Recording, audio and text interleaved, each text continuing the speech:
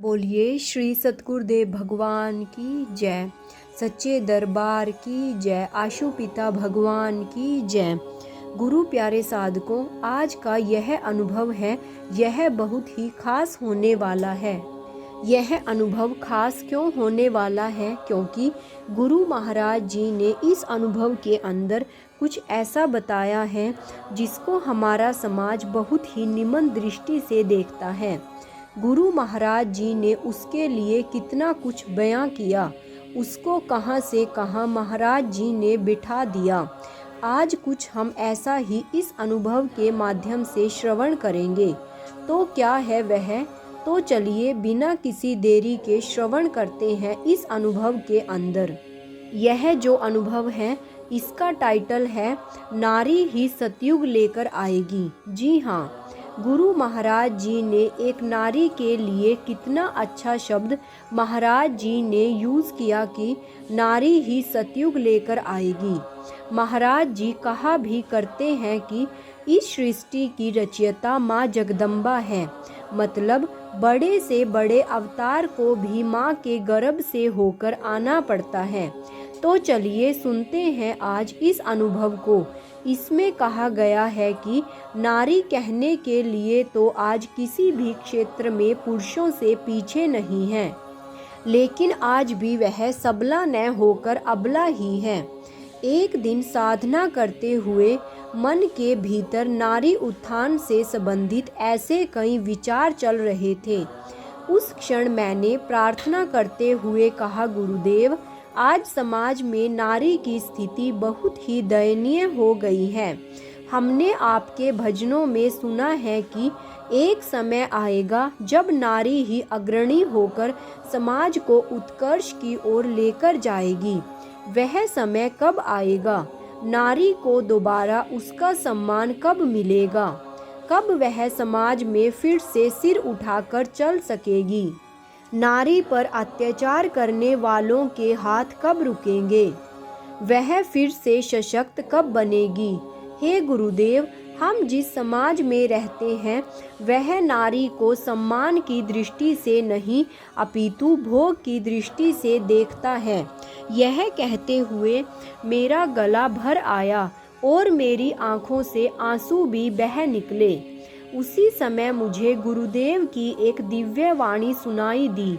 महाराज जी ने कहा, यह सत्य नहीं परम सत्य है कि एक ब्रह्मज्ञानी नारी ही सतयुग लेकर आएगी। लेकिन हाँ, नारी को अपनी शक्ति की पहचान केवल ब्रह्मज्ञान द्वारा ही हो सकती है। इसलिए हम सभी, आप सभी से सदैव कहते हैं कि अधिक से अधिक साधना कर आत्म शक्ति को जागृत करो। उसमें हर एक नारी में एक मीरा छिपी है। वह मीरा जो समाज में केवल भक्ति का ही नहीं प्रचार करेगी बल्कि आध्यात्मिक क्रांति लाकर एक नए युग में प्रवेश भी कराएगी। अब नारी अबला नहीं सबला बनेगी, जो सब कुछ करने में सक्षम होगी। इसके बाद मुझे नूरमहल आश्रम दिखाई दिया। वहाँ एक दिव्य पंडाल लगा हुआ था जिसमें अपार जन समूह बैठा हुआ था। वहाँ नारी शक्ति से संबंधित कार्यक्रम चल रहे थे। स्वयं गुरु महाराज जी सत्संग प्रवचन कर रहे थे।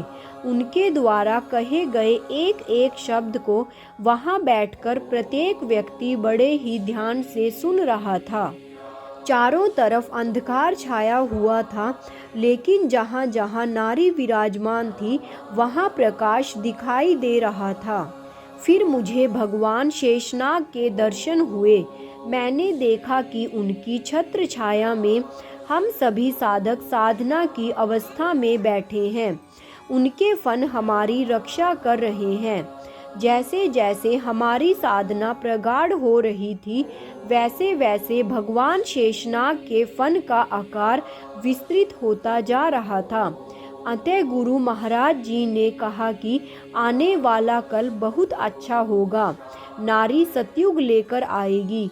बस आप सभी इस भक्ति पथ पर पूरी ईमानदारी, लगन और दृढ़ता से चलते रहिए, साधना करते रहिए। इतना कहकर वे वहां से चले गए।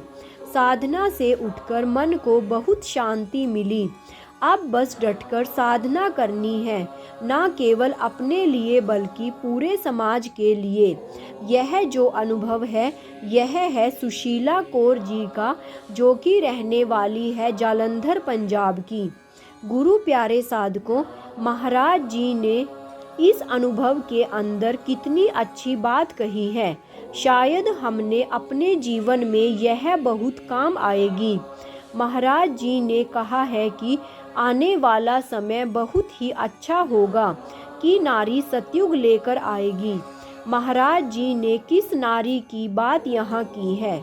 महाराज जी कहते हैं कि एक नारी को ब्रह्म ज्ञान लेकर अपने अंदर की शक्ति को पहचानना ही होगा। उसके बिना अगर कोई अपनी शक्ति ना पहचान पाता तभी वह समाज में क्या कार्य कर सकता है। जब वह अपनी शक्ति का सही उपयोग नहीं कर सकता, अपनी शक्ति को सही दिशा की तरफ लेकर नहीं जा सकता। क्योंकि आपको रामायण का वह प्रसंग अवश्य याद होगा जब वानर माता सीता की खोज में निकले थे। उस समय महावीर हनुमान जी अपनी शक्ति भूल गए थे और जामवत ने उन्हें उनकी शक्ति याद कराई थी। अगर वह उन्हें वहाँ शक्ति ना याद करवाते तो शायद वह समुंदर ना लांघ पाते। तो इसी संदर्भ में महाराज जी ने यहाँ कहा कि नारी को भी उसकी शक्ति याद दिलानी होगी, और अगर उसको वह शक्ति याद आ गई तो वह संसार के लिए ऐसा कुछ कर देगी जो सोच भी नहीं सकते। क्योंकि अगर हम चरित्र सही होगा तो हमारा सब कुछ ठीक होगा। आज के समय में जो सबसे ज़्यादा सोचने और विचारने का विषय है वह सिर्फ और सिर्फ चरित्र ही है। हमारा व्यवहार, हमारी वेशभूषा है। लोग अपने संस्कारों को भूलते जा रहे हैं। बस हमें उनसे जुड़ना, उन्हें अपनाना होगा। यह हमें साधना के माध्यम से ही प्राप्त होगा। गुरु महाराज जी हमें वह विवेक बुद्धि देकर कहते हैं, एक साधक के अंदर उसके गुरु द्वारा किया जाता है। जब वह तक हमारे अंदर विवेक बुद्धि नहीं होगी तब तक हम क्या गुरु के लिए कर लेंगे। इसलिए गुरु प्यारे साधकों, सबसे पहले हमें नारी को ब्रह्म ज्ञान से जोड़ना होगा।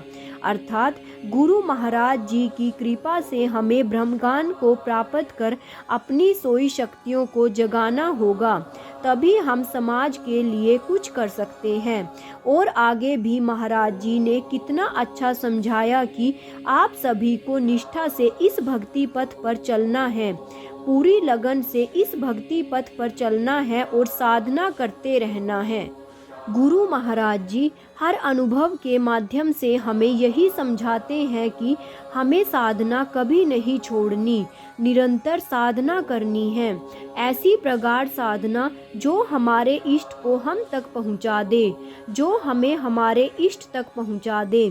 ऐसी साधना हमारे लिए फलदायी है, उत्तरदायी है और यहीं से एक सतयुग का निर्माण होगा।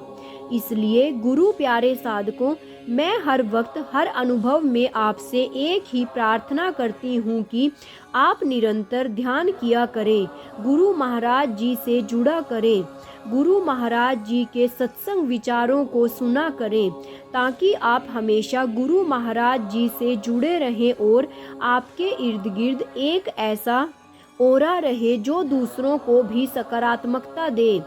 यही एक विश्व शांति की पहली शुरुआत है, हमारी साधना। इसलिए गुरु प्यारे साधकों, आप नित्य ध्यान करें, गुरु महाराज जी के चरणों से ऐसे ही जुड़े रहें और आपका जीवन सदैव गुरु महाराज जी को समर्पित हो। इसी के साथ मैं आज के इस अनुभव को यही समाप्त करती हूँ।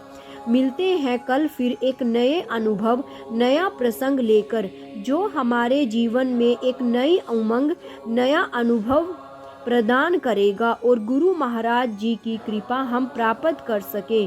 तो बोलिए श्री सतगुरुदेव भगवान की जय, सच्चे दरबार की जय, आशु पिता भगवान की जय। जय श्री राम।